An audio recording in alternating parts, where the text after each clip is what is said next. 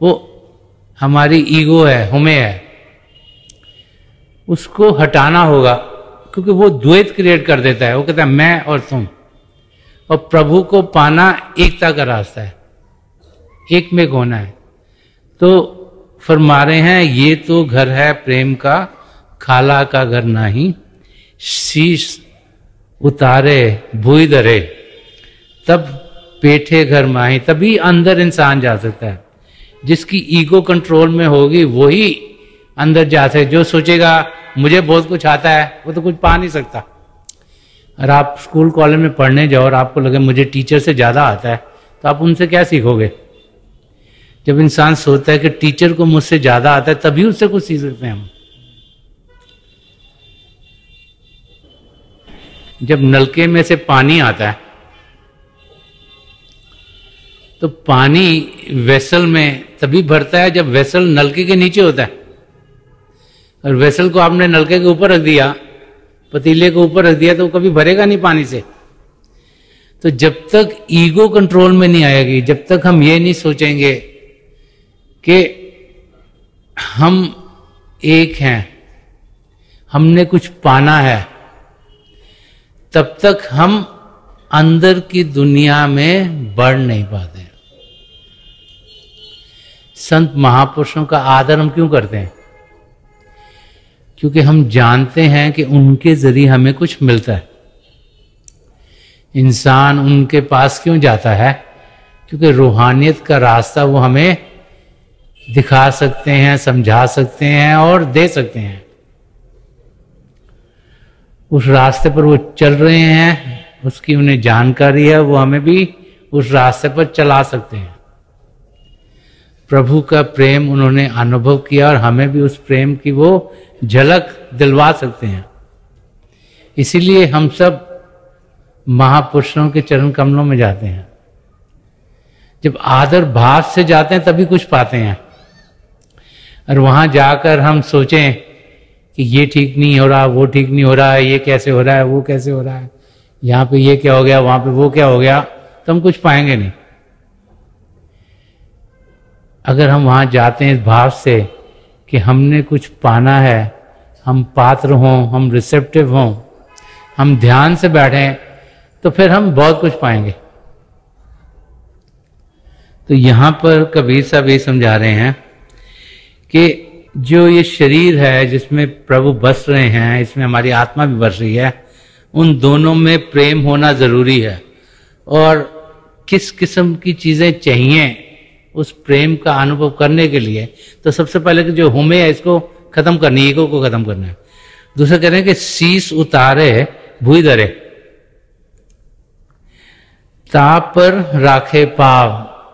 वो कह रहे हैं जिसने अपनी ईगो को कंट्रोल में किया वही इस रास्ते में चलने के लिए पांव बढ़ा। दास कबीरा यूं कहे ऐसा होए तो आप। वो कह रहे अगर आप ऐसा कर सकते हो तभी आप मेरी प्रेम की गली में आओ। और आप अपनी हुमे को कंट्रोल कर सकते हो, अपनी ईगो को कंट्रोल करते, तभी आप प्रेम के रास्ते पर चलने के लायक हो। तभी सो रहा हो, अदरवाइज आने का फायदा नहीं है कुछ भी। अगर कुछ पाना है तो ये प्री रिक्विजिट है, नहीं तो आप आगे बढ़ नहीं पाओगे। और आगे समझा रहे हैं ये तो घर है प्रेम का, मार्ग अगम अगाध। तो जो संतमत का रास्ता उसके बारे में समझा रहे हैं कि ये प्रेम का रास्ता है, ये प्रेम का घर है। हमने इसमें शारग के रास्ता शारग में है दिलवर को जानने के लिए, जिसको सुषुम्ना नाड़ी कहते हैं। जो संतमत का रास्ता उस सुषुम्ना नाड़ी का इस्तेमाल करता है, उस रास्ते को अपनाता है। ईड़ा है, पिंगला और सुषुम्ना है, एक लेफ्ट एक राइट एक मिडिल वे है। तो सुषुम्ना नाड़ी मिडिल वे है, तो उसके बारे में जिक्र कर रहे हैं। ये तो घर है प्रेम का, मार्ग अगम अगाध। ये जो रास्ता है ये सचखंड में हमें प्रभु तक पहुंचाने वाला रास्ता है। इस रास्ते पर चलने के लिए हमें प्रभु के प्रेम का अनुभव करते हुए उसको अपने रोम रोम में समाना होगा। और हमारे शीश कटे पग तल धरे तब निकट प्रेम का स्वाद। वो कह रहे हैं कि शीश कटे, वही सिर काटा का मतलब कि ईगो को तुमने हटा दिया और फिर पग, फिर तुम्हारे पैर इस रास्ते पर चलेंगे, तभी आप नजदीकी से जो प्रेम का स्वाद है उसका अनुभव करोगे। तो कबीर साहब हमें यही बता रहे हैं कि इस रास्ते पर चलने के लिए जो सबसे पहला प्रीरिक्विजिट है वो है कि अपनी हुमे को इंसान कंट्रोल करे, क्योंकि ईगो करके ही बाकी ये और भी ये जो काम, क्रोध और अहंकार, लोभ और मोह आते हैं, ये सब ईगो करके आते हैं हमारे अंदर। अहंकार करके ये सब चीजें पैदा हो जाती हैं। तो हमें एक शांत जिंदगी जीनी है जिसमें हलचल कम हो। महात्मा नागरी दास जी ने भी कुछ ऐसे कहा है, वर्ड भी बड़े सिमिलर हैं। वो फरमाते हैं कि शीश काट आगे धरे, कि शीश काट, सिर काट के आगे धरे, तापर राखे पांव, इश्क चमन के बीच में ऐसा होए तो आओ। कह रहे हैं अगर प्रेम के बगीचे में आपने आना है, और प्रेम का बगीचा हम सबके भीतर है, और प्रेम का बगीचा वो है जिसमें पिता परमेश्वर का प्रेम हमें हर पल हर क्षण मिलता है, कि उसमें अगर आना है तो फिर अपनी ईगो को आप हटा के आइएगा, हमें को कंट्रोल करके आइएगा। और वो लोग जो प्रभु के प्रेम में बढ़ते हैं वो लोग ही अपनी मंजिल तक पहुंचते हैं। वही सच्चे प्रेमी हैं, सच्चे जिज्ञासु हैं। कभी सब एक जगह और फरमाते कि प्रेम प्याला जो पिए शीश दक्षिणा दे। बार बार शीश का आता है कि भाई जैसे तन मन धन और शरीर सब जो इंसान कुर्बान करता है, निछावर करता है, वही अपनी मंजिल तक पहुंचता है। कि प्रेम प्याला जो पिए शीश दक्षिणा दे, लोभी शीश ना दे सके नाम प्रेम का ले। कह वही दे सकता है जो कि प्रेम से भरपूर हो। जो लोभी है, जो चाह रहा मुझे यहां से भी कुछ मिल जाए, यहां से कुछ मिल जाए, यहां से कुछ मिल जाए, वो सिर्फ बातें कर सकता है लेकिन कुछ देने के लायक नहीं है।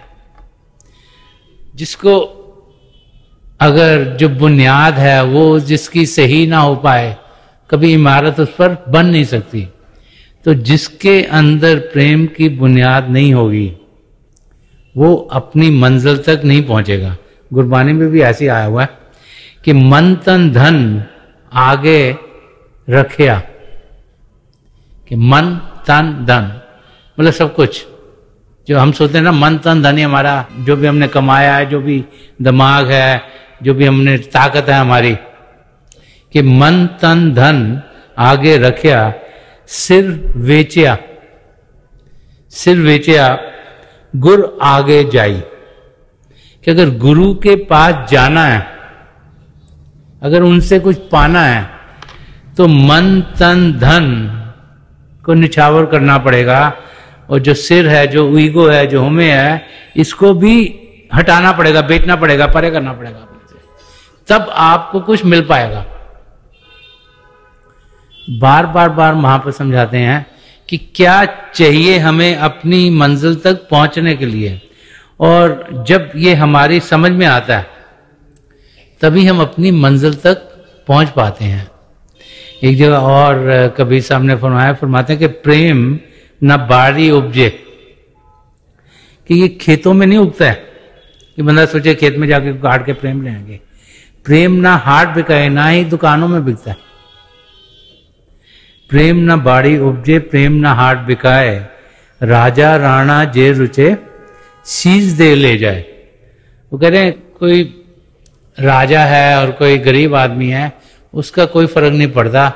जिसने शीश दिया, जिसने ईगो को कंट्रोल की, जिसने हुमे को कंट्रोल की, वो ही प्रभु के प्रेम को पा लेता है। और हम में से हर एक प्रभु के प्रेम को पा सकते हैं। ये बार बार बार महापुरुष हमें समझाते चले गए हैं। जैसे मैं पहले कह रहा था कि प्रेम करना कोई नाजुकों का काम नहीं। हाफिज साहब ने प्रेम के बारे में बहुत कुछ फरमाया। वो एक जगह फरमाते हैं, इश्कारे नाजुकान व नरम नेस्त, इश्कारे पहलवानस्त ए पिसर। का मतलब ये है कि इश्क करना जो नाजुक मिजाज का इंसान है और नाजुक दिल है, उसका काम नहीं है। ये तो बलवानों का काम है, ये तो ताकतवर इंसान का काम है। और यही हम कई महापुरुषों के लफ्जों में समझते हैं। वो ताकत इंसान के अंदर कहां से आए? हमारी जान, हमारी आत्मा है। जो कुछ हमें मिलता है, हमें पिता परमेश्वर से मिलता है। जब उनकी दया दृष्टि हम पर पड़ती है, जब हमारे अंदर ऐसे भाव उठने शुरू होते हैं कि जो कुछ हमारे साथ हो रहा है वो हमारी बेहतरी के लिए है, जब हमारी समझ में ये आ जाता है कि पिता परमेश्वर ने जो सृष्टि रची है, जिसमें हम सबको भेजा है, इसमें वो हमारा ख्याल कर रहे हैं, हमारे अंग संग हैं, तब फिर किसी चीज का इंसान को फिक्र फाका नहीं रहता। तो वो निडर होकर अपनी मंजिल की ओर बढ़ना शुरू कर देता है। तो प्रभु से इंसान प्रार्थना ये करे कि मेरे अंदर आप फेथ दें, मुझे आप में यकीन हो, हर पल यकीन हो। तब ना हो जब मेरा काम हो जाए और जब मेरा काम नहीं हुआ तो मैं कहूं आपने ये क्या कर दिया। हमारा काम क्या है, ये तो हम अपनी अपनी समझ के जरिए ही सोचते हैं। असली काम क्या है तो पिता परमेश्वर को मालूम है, और जो जो हमारे लिए बेहतर है वो हमें देते चले आते हैं ताकि हम अपनी मंजिल तक पहुंच पाए। तो बार बार बार महापुरुष हमें यही समझाते चले आए हैं कि हम प्रभु के प्रेम के खिंचाव जब हमारी तरफ आता है उसका अनुभव करें, उसको जानें, उसको पहचानें, उसको जिंदगी में ढालें। तो हम देखेंगे कि जिंदगी खूबसूरत हो जाएगी, प्रभु के प्रेम के खुशबू से भरपूर होगी और हमारे कदम अपनी मंजिल की ओर तेजी से बढ़ेंगे।